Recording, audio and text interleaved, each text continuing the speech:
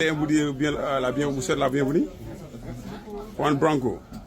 C'est le QG du pastel, c'est ça? Yeah, le peuple sénégalais vous remercie. Hein? Yeah, you know. Ça fait longtemps que je n'ai pas parlé français, mais bon, on vous remercie. On vous remercie pour tout ce que vous faites pour le peuple sénégalais. Que vous faites pour l'humanité. Bon, c'est un grand cœur, quoi, parce que c'est pas facile de ce que vous faites pour le monde. Je vous suis sur Twitter aussi. Et sachez que le peuple sénégalais est les pacifiens, Ousmane Sonko et tout le Sénégal vous remercie.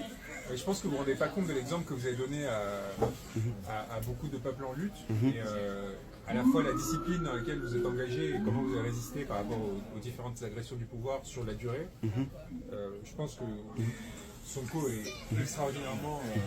il a ouvert la voie parce qu'il a lui-même sacrifié suffisamment pour que vous puissiez vous dire que ça valait la peine d'avancer, et il avait conscience de ça, et c'est vous qui l'avez sauvé et qui avez amené le peuple sénégalais à être maintenant à ça d'obtenir sa libération. Hein. Vous avez quand même résisté non seulement face à un appareil de pouvoir extrêmement violent, puissant, financier, ainsi de suite, mais aussi derrière une ancienne puissance coloniale qui faisait tout la France pour vous maintenir. Ça va bien. Enchanté. Bonjour. Il y a le Sénégal. Mais on vous remercie. Vas-y. Et je pense qu'en fait, en faisant ça, vous avez rendu déjà notre tâche beaucoup plus facile, et surtout vous avez montré l'exemple à travers le monde, et notamment en France où il y a un peuple qui est désespéré et apathique, et vous leur avez montré qu'il était possible, face à ces élites corrompues, à un moment donné, de résister et de construire une alternative qui donne espoir à tout un peuple, en fait. Donc il y a un effort collectif, la puissance. Moi, ce qui m'a amené à vous, c'est pas Ousmane, c'est vous.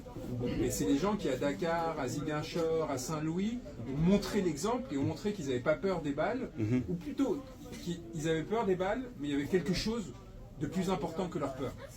Et ça change le monde, en fait. C'est dynamique, et il y a très peu de pays dans le monde où des dynamiques comme ça se sont construites. C'est la révolution. Tellement évident.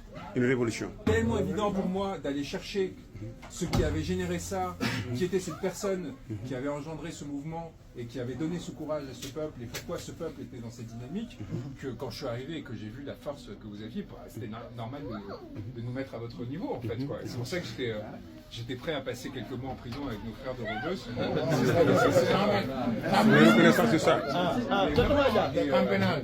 Et moi, un des moments les plus émouvants de ma vie, ça a été ces derniers jours. C'est-à-dire quand j'ai vu les visages de Hannibal Jim, de Bilal, sortir les uns après les autres, des gens que j'avais vus là-bas, bon, je suis resté, on m'a sorti de là-bas sans que j'ai pu leur dire au revoir, qui m'avaient accueilli avec un feu roulant de cris de lutte.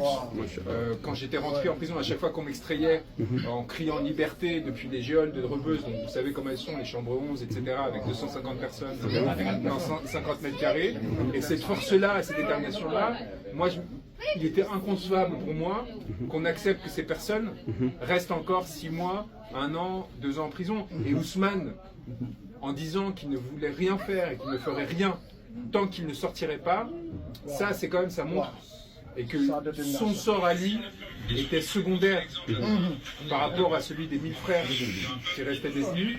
C'était une clé fondamentale, et après tout le reste, évidemment ça en découle naturellement, en fait. Quand on est là et qu'on reste pour ceux qui sont mis en première ligne, on sait qu'en fait derrière on sera là pour le pays aussi. La seule chose que je regrette, c'est que l'oppression qu'on a subie nous a fait perdre énormément de temps. Et si Ousmane, comme je l'espère, arrive au pouvoir bientôt, il n'aurait pas pu se préparer comme il aurait dû le faire. Et donc ça risque d'être beaucoup plus dur que prévu, parce que tout ce temps qu'il aurait dû passer à faire connaître ses idées, donc à emporter des gens sur le territoire pour qu'ils commencent à préparer le changement. Tout ce temps qu'il aurait pu passer à échanger avec des personnes à l'international, tout ça c'est du temps qu'on nous a volé et qu'on a volé au peuple sénégalais. Et ça il ne faudra jamais pardonner. Jamais de la vie. Jamais. On est conscient de ça. Pas seulement la répression, pas seulement les morts, pas seulement les gens pris, ce qu'on a volé de temps et de possibilités d'espoir à ce peuple-là. Et donc il va falloir être particulièrement exigeant. Ça fait que commencer. Ça fait que commencer, on va avoir besoin, C'est ça ma question. Bon, je voulais vous poser une question, si vous voulez. Donc, merci, hein, on est reconnaissant de tout ce que vous avez de dit. vous voir, parce que je viens juste de parler ton nom à quelqu'un. J'étais sorti même... Ah ouais, c'est ça. Donc, ma question c'est qu'est-ce que vous comptez faire après le sort de Macky Sall? Parce qu'on sait qu'il a avec le dossier de CPI. Dossier lourd La CPI. sur le plan international. Moi, mon but, il y a deux choses. La CPI, on l'a utilisée pour leur faire peur. Yeah. Parce que ces gens-là, c'est des gens qui vivent dans un système où c'est le blanc qu'on respecte, où c'est le blanc qui fait peur. Yeah. Et ce que Ousmane veut changer, c'est aussi cet état d'esprit. Yeah, c'est vrai. C'est que c'est au Sénégal de régler les problèmes sénégalais. Donc moi, là, je ne veux pas interférer avec ce qui est en train de se passer.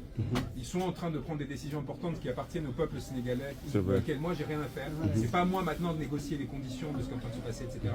Donc je vais rien dire sur ce qu'on fera le lendemain sur Macky Sall, sur Moussa Fall, sur Antoine Diome, sur tous ceux qui, ces 2 dernières années, ont cru qu'ils pouvaient tirer sur des jeunes, sur des enfants, enfermés sur un certain monsieur Sec du 2e cabinet. Ça vous dit quelque chose, cette personne? Voilà. Je pense que lui, il a compris que ça allait être compliqué pour la suite. Et ce qu'il vient de faire avec notre ami greffier, c'est le signe d'une fébrilité par rapport à ce qui arrive. Et donc, le fait qu'il est... Parce que je ne sais pas si vous savez, c'est des détails, hein, mais le procureur n'avait pas demandé le mandat de dépôt. C'est lui qui l'a imposé contre les instructions du procureur, donc de Macky. C'est-à-dire quoi? C'est que lui, il commence à voir que le sol se dérobe et que ça va être très compliqué pour la suite, donc il commence à faire n'importe quoi parce qu'il est en perte de repère.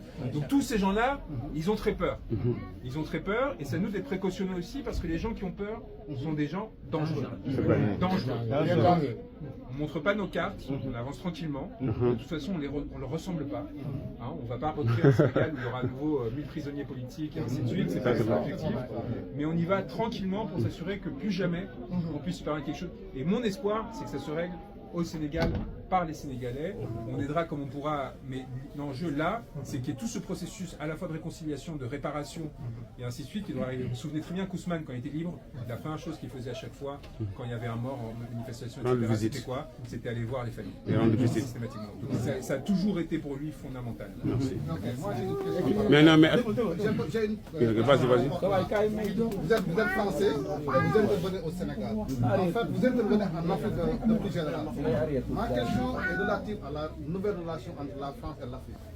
Croyez-vous qu'après le départ de Macky Sall, des gens comme Alassane Ouattara, croyez-vous que la France va redéfinir ses relations avec eux? Mais non, en fait, ce que vous êtes en train de faire au Sénégal, ça doit être le point de départ d'une révolution qui va toucher tout le monde francophone. C'est vrai. En fait, on reste sur ce logiciel où le changement vient de la France. Là, c'est l'inverse.